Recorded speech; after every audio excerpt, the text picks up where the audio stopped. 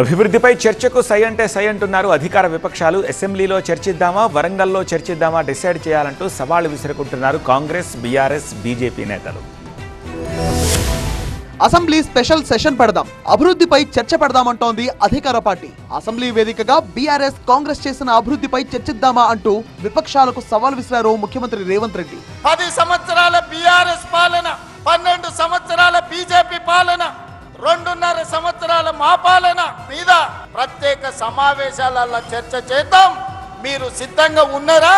గతంలో సమావేశాలు నిర్వహించిన ప్రతిసారి అభివృద్ధిపై చర్చ జరపకుండా ప్రభుత్వం సెషన్స్ ను కుదించిందన్నారు మాజీ మంత్రి జగదీష్ రెడ్డి. మేము ఉత్తర రాష్ట్రాన్ని వచ్చి బాగుతున్నావా? చెత్త బాగుడంతా. నేనేమంటున్నా, నువ్వు సభ పెట్టు, ఎవరు వస్తారో ఎవరు రారో తెలుస్తాం.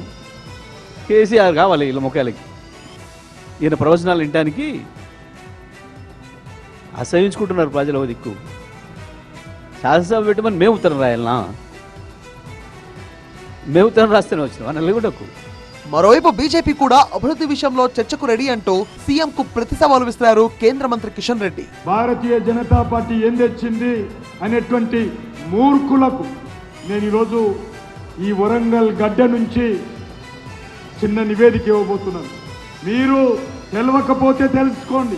కేసీఆర్ మాట్లాడతాడు, ఈరోజు రేవంత్ రెడ్డి మాట్లాడతాడు, రాహుల్ గాంధీ మాట్లాడతాడు.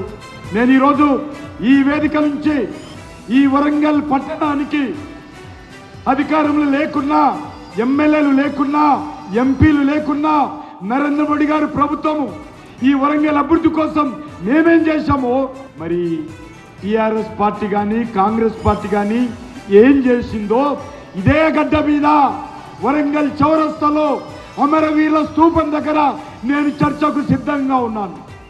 అసెంబ్లీ ప్రత్యేక సమావేశాల కోసం బీఆర్ఎస్ లేఖ రాయాలని కాంగ్రెస్ అంటే అధికార పార్టీ నిర్ణయం తీసుకునే విషయంపై తామెందుకు లేఖ రాస్తామని బీఆర్ఎస్ కౌంటర్ ఇస్తోంది.